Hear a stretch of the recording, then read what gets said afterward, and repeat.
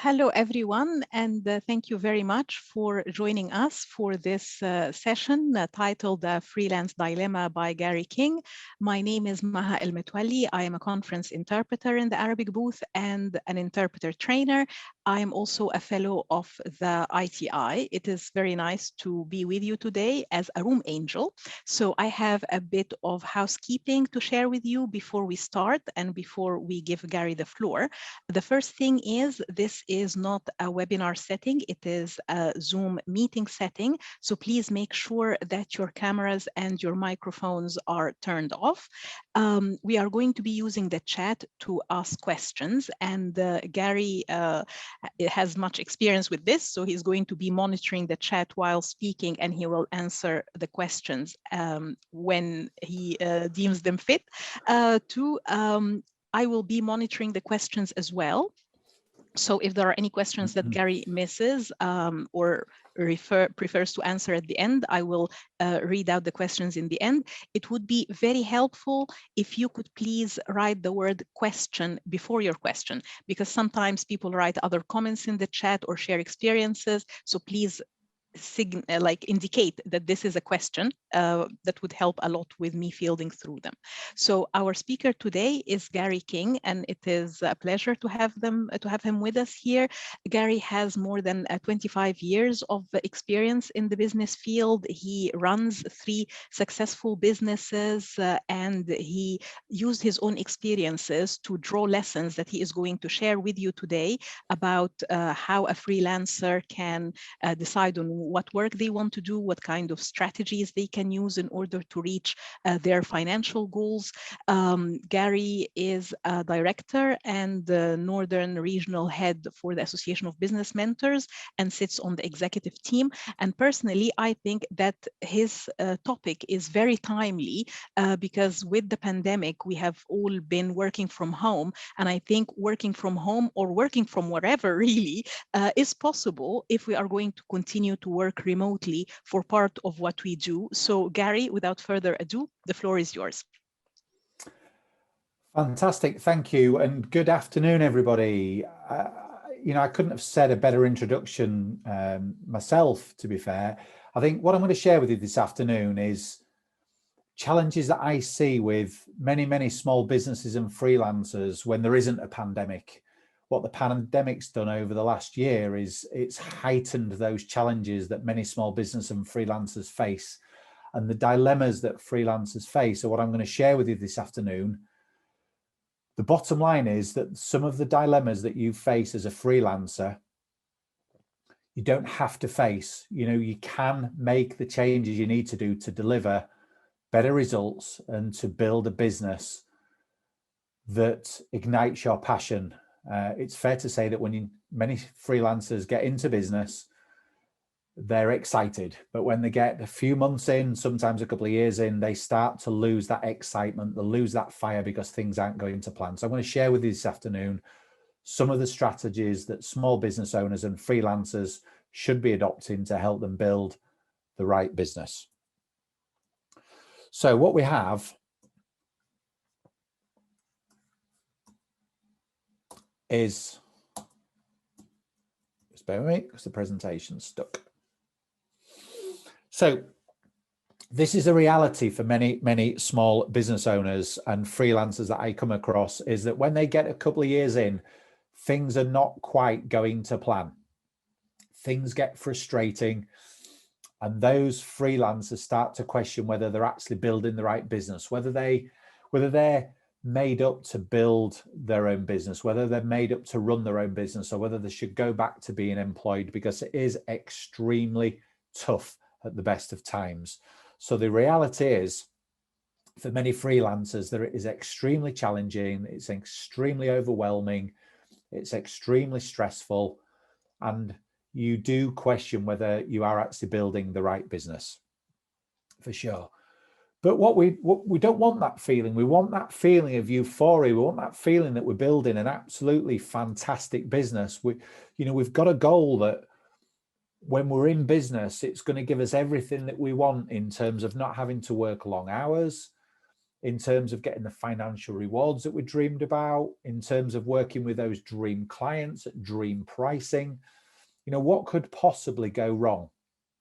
Well, the reality is that it's not as simple as that. You know, it's an extremely competitive market out there. The fact that the internet means that you can have competition anywhere on the globe.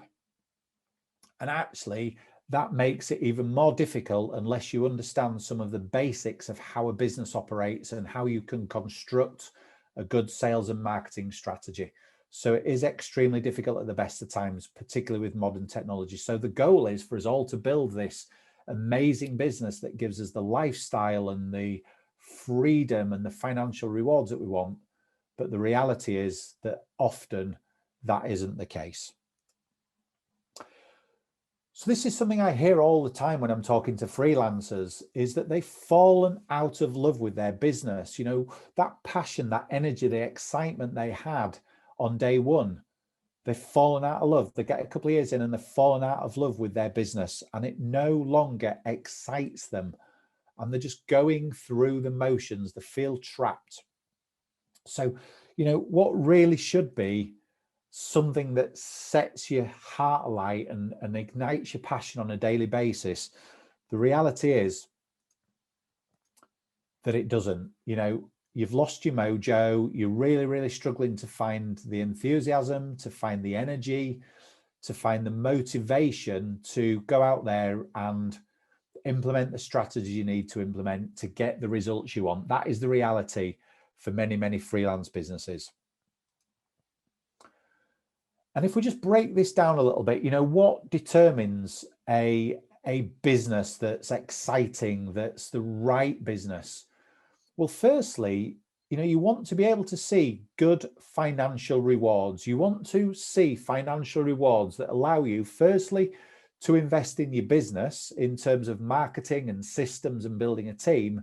But secondly, so there's enough money for you to take out of the business what you want to have your dream lifestyle. And what I hear when I'm talking to many, many freelancers is that the business isn't generating enough money for them to invest in growth of the business.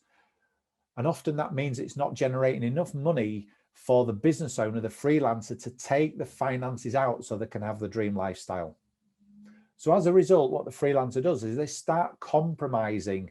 They start going on different types of holidays. They don't quite renew the car when they want to renew the car. They don't go out as often with the friends as they'd like to do because they don't have the financial rewards.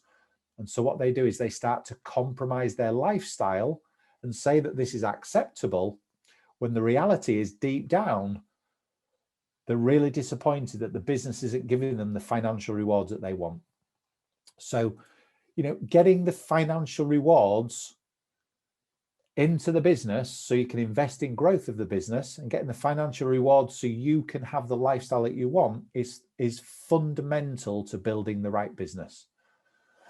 Now, we talk to hundreds and hundreds and hundreds of freelancers over the times that we've been working with the many businesses that we work with. And when we survey them to tell them what the magic number is that will help them have the financial rewards and the lifestyle they want, what is that magic number? How much extra do they need to earn every month to have the lifestyle of their dreams? And it's not millions of pounds. You don't need to be a millionaire. The reality is, for a majority of freelance businesses, an extra £5,000 would make all the difference between having a successful business that you can invest in growth and take the financial rewards out, and a business that regularly doesn't pay you what you want to be paid. So it isn't tens and hundreds of thousands of pounds. It is literally £5,000 a month will make all the difference. What we also see when we're chatting to freelancers is that they're trapped. They're trapped by the very business that they thought was going to free them. And what do I mean by this? I'm having to work weekends to catch up. I'm having to work evenings because I'm not on top of my workload. I can't go on holiday without having to be on email all the time. I'm always online and I never switch off. And so you've got this feeling of constantly being online and working and never actually getting to the bottom of your to-do list. And that is a challenge for many, many small business owners, that they do not have the ability to switch off and enjoy their friends and family time. You know, quite often I hear tales of freelancers being sat at the dinner table doing emails when the children are talking to them and they're being ignored. Quite often I hear stories of, and I was like this myself many years ago, I hear stories of, I can't play with my children on holiday in the pool because I'm constantly on email, I'm constantly chatting to people back at the office. So the reality is that you don't have the freedom. Just seen a question there, an extra £5,000 a month. Yes, an extra £5,000 a month will make all the difference for you to be able to invest in the business to free you up and be able to have the lifestyle that you want. Yeah, £5,000, absolutely. No, £5,000 per month will make all the difference. And it is entirely easy to do. Not definitely per month, not per annum. So it is realistic. And I'm going to talk you through this, Robin. So an extra £5,000 a month, I'm going to talk you through this. So, you know what, this is where I see business owners trapped. They're uncertain what to do next. They're uncertain what to do next. What I hear all the time is, I don't know where to get started. I'm going through and doing the same things all the time. You know, there's an old adage, isn't there? You know, if you always do what you've always done, you'll always get what you always got. So many freelancers I talk to don't know where to get started. You know, some of the comments I'm here saying, you know, an extra £5,000 a month, how realistic is that? How realistic? Well, it's very realistic, but if you don't know what to do next and how to get started, it's not realistic at all. An extra £60,000 a month, a year, absolutely. So you don't know where to get started. You're running blind. You've got no clarity often as a freelancer on what is and what isn't working. So you continue doing the same things because you don't know what is working and what isn't working. And you're trying to do it alone. You know, it is a very, very lonely place running a business. It's very, very tough. It's very lonely. And if you don't know where to get started, you don't know what to do next, you don't know what is and isn't working, you're trying to do it alone, it is a very, very difficult place to be, for sure. So this is a model that we've developed over the last 11 years in business, and it's called the freedom to choose model. And any freelancer is at one of these 4 stages. And it might be that you're in transition from one to another, but many, many of you, all of you, will be at one of these 4 phases. And I'm just going to talk you through these because it's important for you to understand exactly which phase you're in, because that will determine what you do next. So the first phase on the model is, are you building the right business?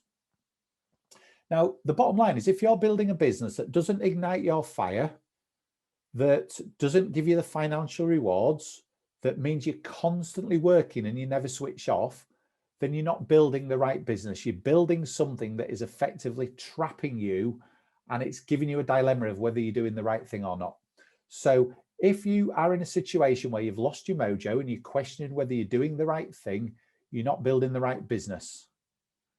So I've just got a message here. Sound is perfectly clear. Slide transition is perfect too. Your camera is juddering. Would you prefer us to turn this off? Yeah, turn my camera off if that helps. So sorry, Danny. No problem. That's fine. I'll turn that off for you, Gary. Okay, so you've got to be able to deliver the right business that gives you that fire in your belly. The next phase is you've got to have financial freedom. Now, what I'm seeing from these comments about, is it an extra £5,000 a year or an extra £5,000 a month? That would suggest to me that many of you do not have the financial freedom. And what I mean by financial freedom is it's generating sufficient funds for you to be able to invest in marketing, systems, and a team. And also that means sufficient funds for you to take a regular wage out of the business so you can enjoy the lifestyle that you want. If you're not in that position, then financial freedom is a challenge for you. Once you've got that financial freedom, and I think that's where we're going to focus a majority of the time this afternoon, you've got to build the dream team. Now, that dream team could be more freelancers. It could be a wider outsourced team. It could be more people in your team. And I can recall a situation in my business where I wasn't earning enough money to get the financial rewards that I wanted, to have the lifestyle, and I couldn't afford to invest in a team, but I had to start small.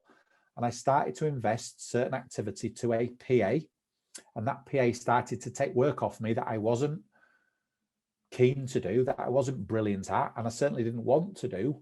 And slowly but surely, I outsourced more and more work to my PA. That meant I had more time to be able to deliver more work. And that's the reality of the situation. Once you have the financial freedom that you want, once you've built that dream team, it's then giving you the choice to choose where, when, and if you work. And the reality is, for most small businesses and freelancers, they don't have that choice. So they're either stuck at, I'm not earning enough money, so I'm having to constantly work to try and earn more money. Or I've not quite built the team, so I'm constantly having to work because I've got all these other things to do. And look, Shelley, I get it. If you don't want a team, I've spent my life managing and fostering teams, and it's not about ambition. It's about really challenging, Shelley. How much of your time in a week are you actually spending delivering work, doing what you love and earning money? And how much of the time are you spending doing all this other stuff that comes with running a business? And look, I don't have an employed team. I outsource everything. So I've got a virtual team of freelancers that do all the things in my business that need doing, that I don't want to do and I'm not brilliant at. So you don't have to have an employed team. You can have freelancers that you catch on for. You know, I get some of my marketing done by freelancers. I get some of my social media done. I outsource my bookkeeping and my accounts. So they're not an employed team. They're a team of other freelancers that I trust that do the work that I don't want to do. Okay, so that settles the model. So the basic scenario then is you have two options. You have two options to move forward. And I get the comments here about I don't want a team. You've got to understand whether you don't want to engage with anybody at all, or you want to have some people in a freelance team that you can trust to just get on with the job, and you don't have to manage them, because managing team members is a pain, right? So, you know, you've got that option, you've got that question. So there's a question here from Catherine. What line of business are you in when you talk about outsourcing so that you can do your work? So I run 3 businesses. So the first business is strategy development and mentoring. So I outsource everything that's not strategy development and mentoring. I also run a marketing business. So I outsource everything that's not one-to-one client delivery. And I also run a PA business. So I outsource everything that's not client delivery. So me and my team in those other 2 businesses are focused on client delivery and earning the money rather than doing the work that comes with running a business. Now, you might see that an extra 5K a month or 60K is difficult to achieve, but you will find there is a proportion of your time through the week that you are not doing client delivery and therefore earning the money that you want to earn. So it's about how you can automate, systemize, eliminate, or outsource some of those activities so it frees you up more time to do client delivery work that will earn you money. Okay, so I've got here Nikki saying outsourcing accounts has always been a no-brainer, but you'll be surprised how many people don't. Irene, I felt such a sense of relief when I outsourced my accounting to a professional. It frees me up, but so many people won't let go of it because they're control freaks and they think they can't afford it. We've got another comment here from Robin. Before embarking on making 60K, one simply needs to choose what it is one wants. So I'm going to get on to that, Robin, so just bear with me. I don't agree with that assumption. I am, however, interested in what Gary's got to say. So look, each to their own. I'm sharing with you the experience that I have from a majority of the freelancers, literally thousands of freelancers we've spoken to and engaged with over the years. And the average is £5,000 a month. Some is lower, some is higher. It's an average. Okay, so let me just have a look here. So you've got 2 options. One of the options is you can take a very elongated path to get in the results you want, but that will take you forever and it's not an efficient path. The alternative is you can take a direct route. So, the quickest and more efficient and effective way to get from A to B is in a straight line. If you choose to go in an elongated way, then it's going to take you a long time, it's going to be inefficient, and it's not going to be productive. So you've got two options. So I talk a lot about having financial freedom, and a lot of the comments that I'm getting in the chat box here are about that extra £5,000 a month, about earning that extra financial freedom. Now, we've developed a model that allows you to identify what your financial freedom figure is. So that financial freedom figure for you might be less than £5,000. It's your figure. It's specific to you. So what we've done is we've developed a tool that allows you to identify what your financial freedom figure is. And then once you've got that clarity, you can build a business that allows you to achieve that goal. So Jane here is saying, say you can only get an extra £1,000 a month by listening to what Gary said. No, right. Okay. So I'm just keeping an eye on the comments here.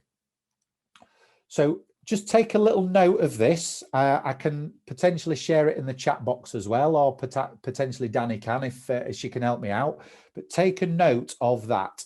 And if you hit that URL, not now, but if you do that in a few moments, it's going to give you access to the Financial Freedom Calculator.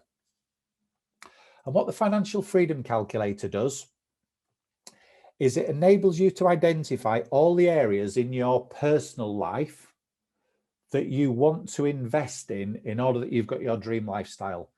Now, it might be that you want a personal trainer. It might be that you want to go on a dream holiday. It might be that you want to upgrade your car. It might be that you just want to squirrel some money away for pensions and investments for a later date. It can be anything. It's entirely whatever you want it to be.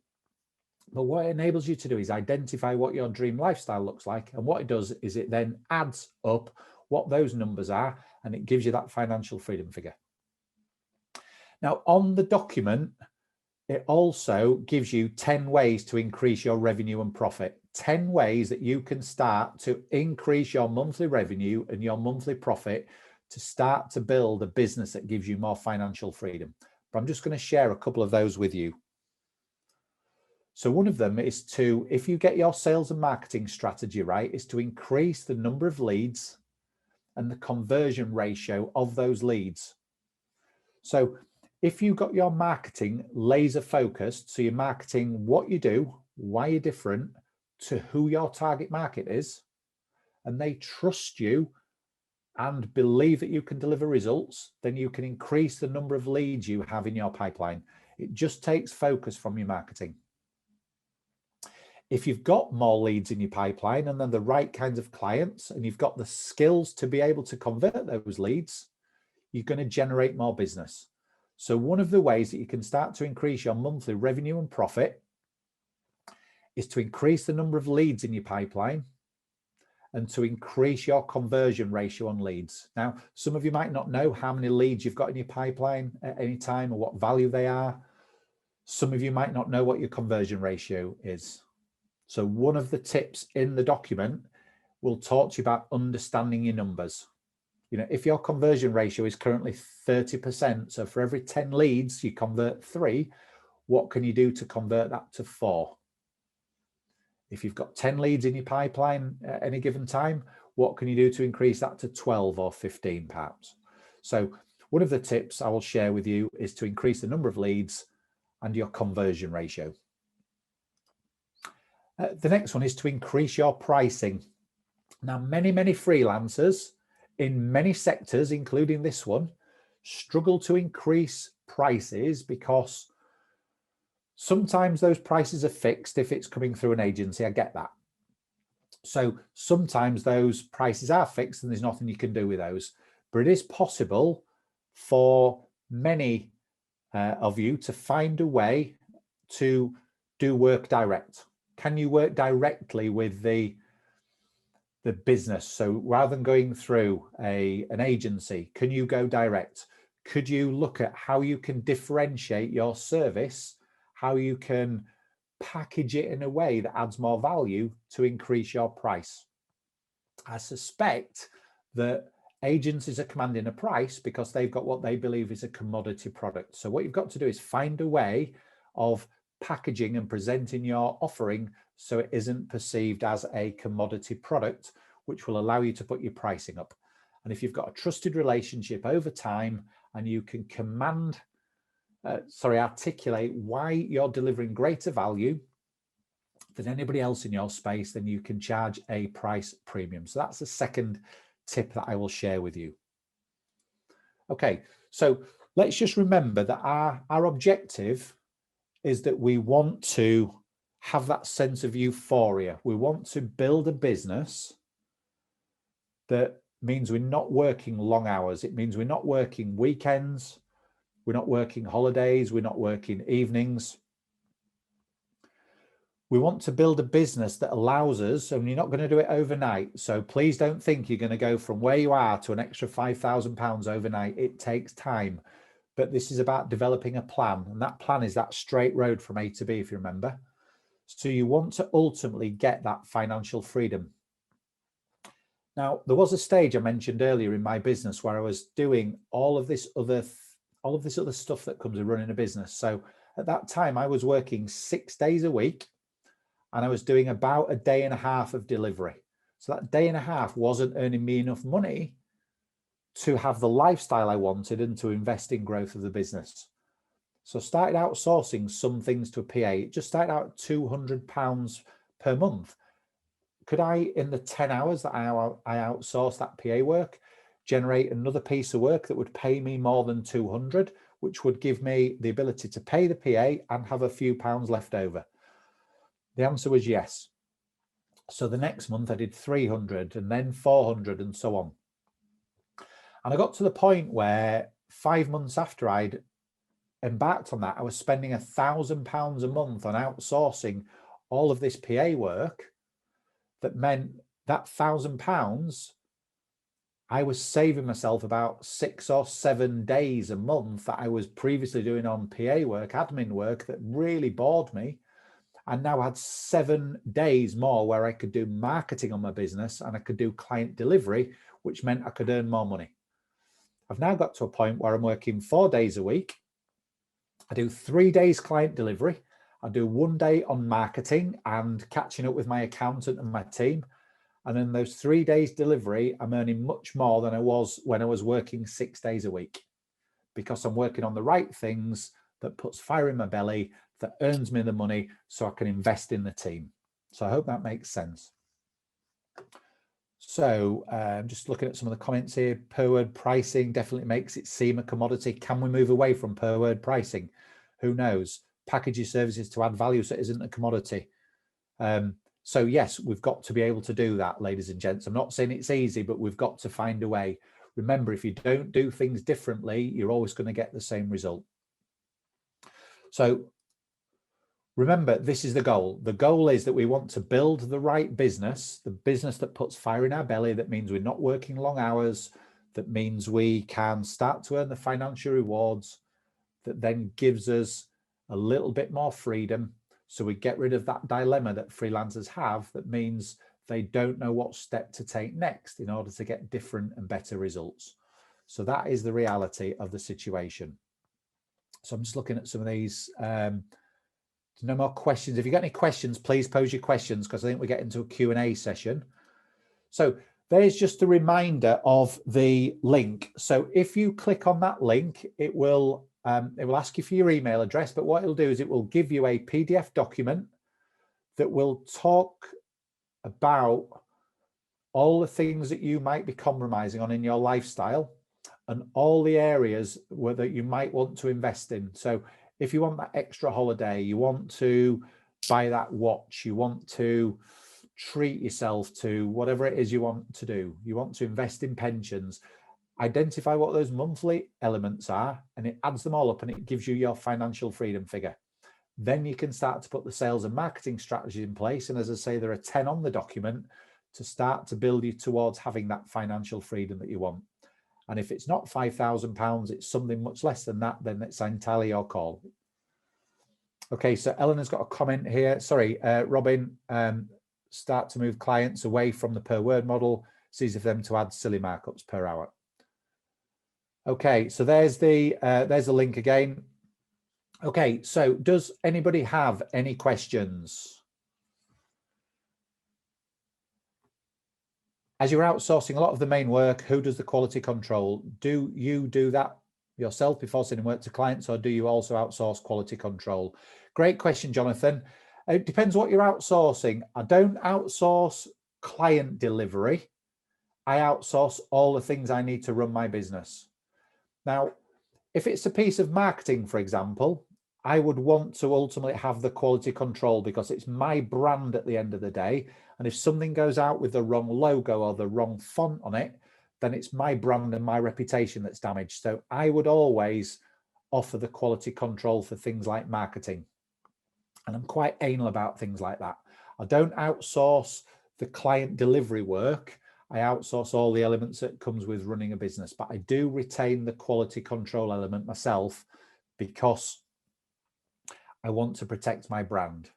But what I have done is I've outsourced all of my admin, all of my emails, all of my diary management, all of my bookkeeping, all of my accounting, all of my expenses, all of my marketing, my social media, my blog writing. I've outsourced everything that comes with running a business. So I can spend literally 3 days a week doing client delivery, and I can deliver talks and webinars like this because that's what puts fire in my belly. So outsource what doesn't put fire in your belly, but you've obviously got to be able to afford it. So start small and outsource a little bit to somebody that you trust or you think you trust. And in the time that you free up, can you deliver one more piece of work that pays for that outsourcing? So just another question here. What is it you do exactly besides marketing? Thanks, Ali. Great question. So strategy and business mentoring. So I help clients put the plans in place and execute the strategies to build the right business. I run the marketing company, and I've also got an outsourced PA business. So they're just because I've outsourced those things over the last 11 years and found them hugely beneficial. So I've set up businesses to be able to offer that support to my clients because it is so beneficial. So I hope that answers your question, Ali. So Sarah, one from you. When you decided to build your client base, which were the most effective marketing strategies? LinkedIn's a happy hunting ground for me. So is talking. So, you know, scenarios like this for me. But what you've got to be crystal clear with your marketing, the 3 elements to marketing, and this is answering Sarah's question, but it's key for you all. Exactly who is your target market that will buy your products constantly, consistently, and will pay you the price that you want to get paid? Where do they hang out? So that's the first question. If you don't know that, you're going to be marketing to everybody, which is going to dilute your marketing efforts. So number 1 is, who is your ideal client? Where do they hang out? Number 2, in a dozen words, how can you articulate why they should use you rather than somebody else? So why are you different to your competition? If you can't articulate what value you add and why you're different to your competition, you're in a beauty parade. You're a commodity product, and they're going to buy you on price. If you can articulate to your ideal client why they should buy from you, then they're going to look for social proof that they trust you to deliver the results they want. So that is where they will look at testimonials. They will look at case studies. They will maybe talk to your clients and get a referral or a testimonial. 99% of people on social media are lurkers. They don't comment, they don't like, they don't share. They're simply observing you, and they're waiting for you to say something or do something that either turns them off or turns them on to the point where they decide to pick up the phone and work with you. So find out where your customers hang out. Mine hang out in places like this. Mine hang out on LinkedIn, and I focus all my efforts on those. But I'm crystal clear who they are, where they are, why I'm different, and what I want them to say about me behind my back. So I hope that answers your question, Sarah. So what else have we got over here? How do you find reliable people to do things like marketing? Jane, this great question. It can be trial and error. I have been through The reason I set up my own marketing business is because I recruited and paid thousands of pounds to marketing companies that didn't do a very good job. So I've had my fingers burnt. I've learned my lessons. What you've got to do is be very, very clear and understand the values that you stand for and what is and isn't acceptable, and try and ascertain their value alignment before you commit to anything. So one of my clients at the moment is changing design agencies. They've employed them to do a piece of work preliminary without committing lots of money to test out whether they're a good fit, to test out whether they can and will deliver results. So just test them before you try. And if they're not right for you after time, and it does take time to get a freelancer to understand your way of working, your language, your systems. If it's not working, just cut your losses and change them out. We've recently changed a couple of people in our team because it just wasn't working, because we've evolved to the point where we needed something slightly different. Just looking to see if there's any more questions here. Lydia, I'm only in my second year full-time freelancing. So I can't see any more questions. What was my third point? So my third point, Robin. So first one, who's your target client and where do they hang out? Second one is, how can you articulate why you're different? And the third one is, what do you want clients to say about you behind your back? So that's all about your brand and reputation. So for example, I did some work with a client recently. I asked them if they could just film me a 90-second video. On that video, it said, Gary is one of the biggest investments we've made in 10 years, but is also the single best investment we've made in 10 years. Now, if a client's saying that about me, any prospective client is going to look at that and they're going to go, I want to work with Gary if I've got the same problems that particular person has. So what do you want your customers to say about you? Do you want them to say that you deliver exemplary service, that you've transformed their results, that you're a dream to work with? Do you want them to say that the process is effortless, that they trust you implicitly?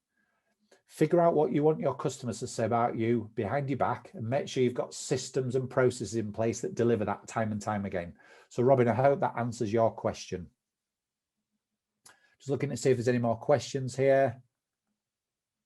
Question, do you have any recommendations for tools you've used over time? So marketing automation. So look, there's literally hundreds of tools. So in marketing automation, use things, there's plenty of scheduling tools for social media posts. So there's too many to mention. But find a social media scheduling tool that allows you to schedule all your social media posts for the next month and you don't have to worry about it. There's plenty of finance tools. So I use things like Receipt Bank that allows me to take a photograph of a receipt and it automatically then goes into my bookkeeping system. I use Go Cardless to automate all my payments, so I don't need to worry about collecting money. I use plenty of, so there's a fantastic app for time management and task management called Trello. It's free. You can use it on your mobile phone, but what it allows you to do is track all your tasks and put them in priority order so you don't forget things. I also use Trello to track all my client activity to see where I am with all of my particular client sessions and client work and marketing tasks. So there's literally hundreds and hundreds and hundreds of tools that you can use. You know, I automate all my invoicing. I automate my cash collection. Tons of stuff that I automate. There's literally many, many tools. Free agent, Sarah's mentioning good. Free agent's great. Zero's great. I'm a Zero advocate. It's absolutely brilliant. Trello there has been mentioned by Mahar. That's fantastic. So look, there's plenty of things that you can do, but have a look at how much time you're working through the week and how much of that time you are actually doing client delivery that earns you money. And if you calculated the actual rates you got paid based on the number of hours you did client delivery, you know, you might be astonished that it's not fantastic. You know, if you're working 70 hours a week and you're only getting paid this, you know, probably not a great figure.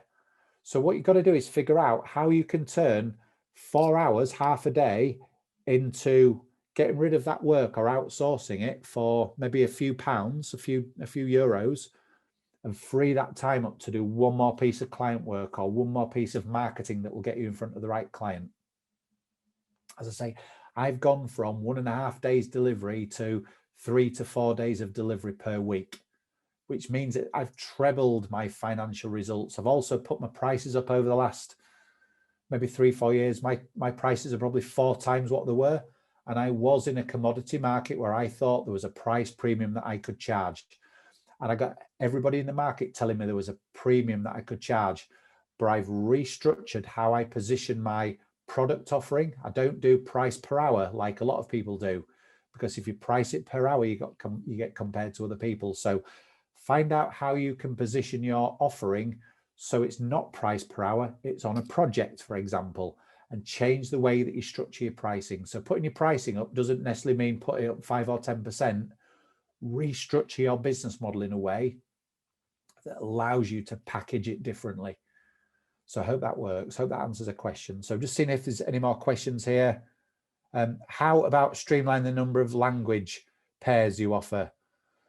That's probably a longer answer than we've got time for today, but just, what is and isn't working in your business? If you look at all your different products and services, Dan, which ones are bringing you the money?